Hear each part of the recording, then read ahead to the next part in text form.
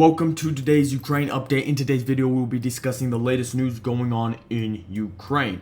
First off, we are not going to be discussing what's happening in Kharkiv and the Russian Kharkiv offensive, and that is because the Ukrainians have asked for OPSEC for the next 72 hours. OPSEC means operational secrecy, so we will be respecting their wishes and not talking about what's going on in Kharkiv. I'll begin talking about that the day after tomorrow because that will be the complete 72 hours.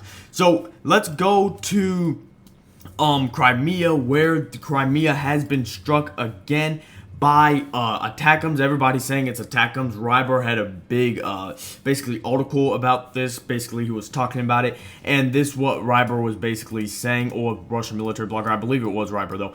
During the night, Ukrainian forces carried out a new strike on Crimean airfields. This time the target was Belbek, where up to 16 tactical ballistic missiles attackums with cluster warheads were launched.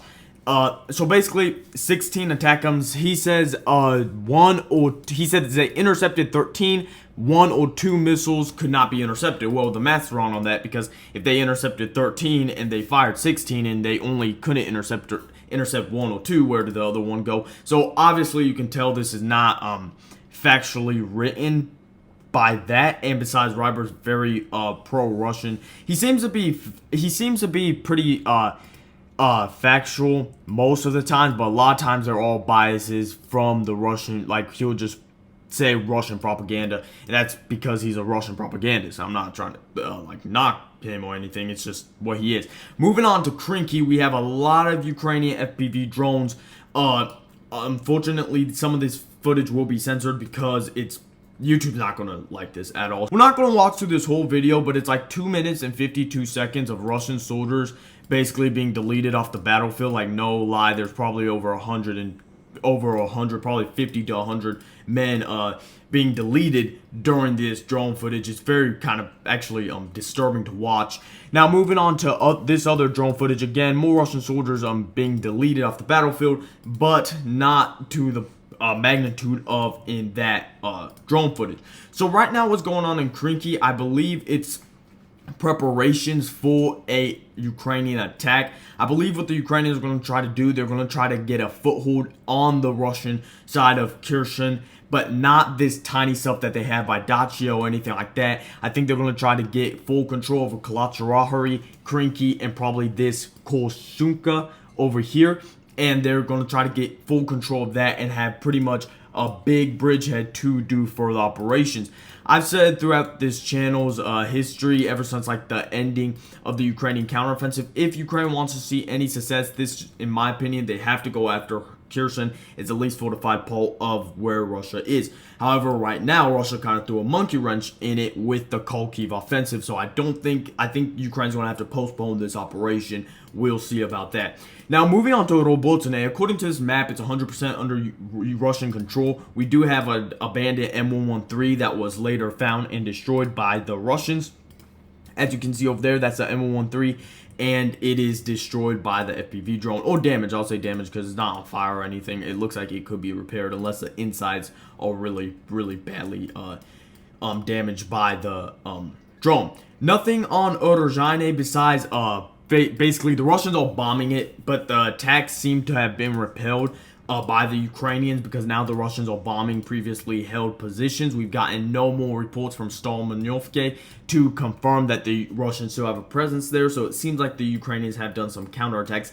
Speaking of counterattacks, the Ukrainians did do a counterattack over here near this village of Pirode and Novomihailovka. And this counterattack unfortunately failed for the Ukrainians. They have, I believe that's an M113. Yeah, that's an M113, I believe, coming up.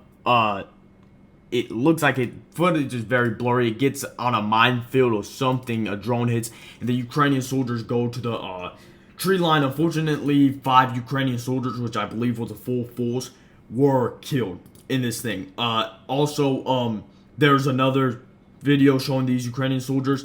I don't know if those are the same Ukrainian soldiers. I believe it was, because the tree lines are very closely connected, and those guys unfortunately were killed as well.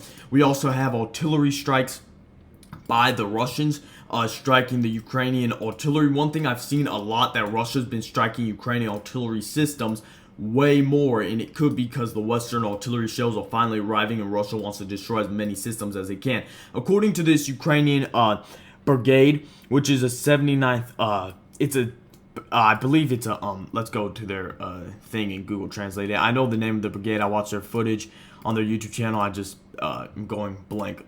It's a 79th Separate Air Assault Brigade. Okay, yeah, so that's what they are. According to them, the the Russians have taken this town over here because they were forced to withdraw to Kharkiv, and the Russians took advantage of it and took this over. Since it's the Ukrainian soul saying it, I'm going to take that as legit, but we still have to see geolocated footage. However, that's likely true. Okay. Krasnogorivka, this map shows that this is Krasnogorivka, where fighting's taking place. However, this actually, I don't know where this is because the map shows it in Krasnogorivka. However, it says on the title, as you can see, Orozhane. So I don't know exactly where this is. This does kind of look like Orozhane, so I don't know if this map just had a problem, but as you can see, the Russians were pretty much defeated in those attacks.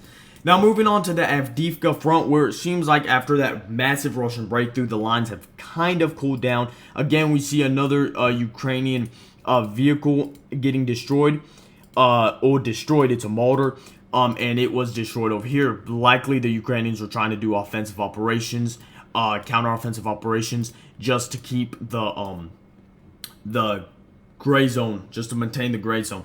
So now we see another Bradley. It says Bradley got destroyed. We really can't tell. A drone hit it, so obviously there's some damage, but the video cuts off without like showing any fire on the Bradley or anything like that, so we honestly don't know what happened. And that's why the Bradleys got knocked at the beginning of the war, because they were getting destroyed. But anything's going to get destroyed when it doesn't have a chance to fight, and FPV drones are everywhere. That's just what we'll see with this new Russian invention. We'll see this later on in the video. Right here we have Russians again just droning the Ukrainians. Both sides are doing this. Both sides are droning each other. Russia, I would say, will officially end their summer offensive. This is obviously the little stages of it, but I would say we're officially in it. Russia's trying to make gains everywhere. This is Russian vehicles being destroyed. Over here, as you can see, there's a Russian vehicle. It was destroyed. I don't know if it was trying to do offensive operations or it was just chilling and it got destroyed. A Russian FPV drone strikes. Again, we see a mortar destroyed. So this is another artillery piece from the Ukrainians. So Russia has been like hammering these artillery pieces. I'm talking about for days on end. So the Russians all trying to concentrate some fire here, and that can only mean that they're going to try and do another offensive in Klishivka to get the ground there. Over here, we see that the Russian mighty turtle tank, I'm going to call it that because the other name is actually a swear word in Ukrainian and Russian.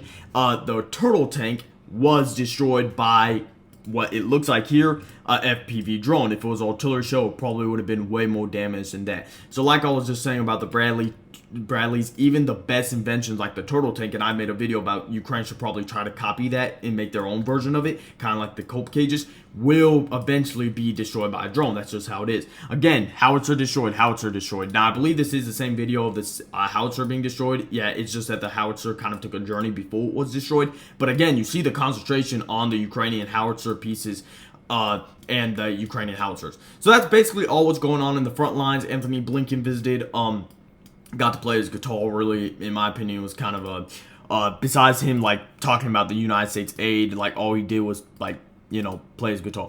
So, which I don't know why he did it. I guess he just wanted to. But right now, the West seems to be actually not really caring about whether Ukraine will win or not. I mean, they don't allow Ukraine now. The United Kingdom does, but they don't allow Ukraine to strike into Russia with their weapons, which has made Kharkiv very hard to deal with for the Ukrainians.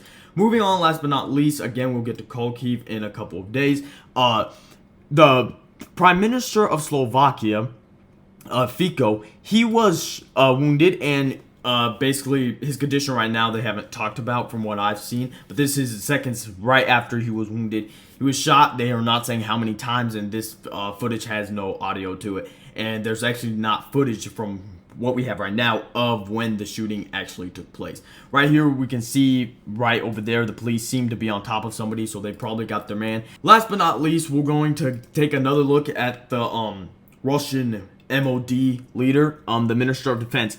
So again, a lot of people, for some people, were saying he doesn't have any military experience, but this man is competent, okay? Per the Ukrainians, per the Russians, per independent sources, this man's actually a competent man. He's not going to really, obviously every politician's corrupt, but there are Shoigu's and there's this man over here. He is way less corrupt than him. And okay, obviously there is corruption in every politician has some type of corruption, but he seems to be way less corrupt, be actually concerned about the soldiers. One of his first things he said was they're going to take care of the vets. So vets have been wounded in Ukraine. They're going to take care of them. Right now they're in crowded hospitals per him. They're going to take care of him. They're going to fix it. So he's loyal to Putin. He's competent, and he seems like he's not as corrupt as Shoigu, which a lot, like I said previously, a lot of the benefits Ukraine had in the beginning stage of the war and still can have and still use to the Russians' disadvantage is the corruption, is the incompetence, and is the stupidity of the leaders in the Russian movement. So if they start changing that, obviously it's going to take a long time to change, but if they start changing that, that's going to be some bad news for Ukraine. Anyway, guys, thank you guys for watching this video. Make sure to like, subscribe, comment your thoughts down below, and I'll catch you guys on the next video. Bye.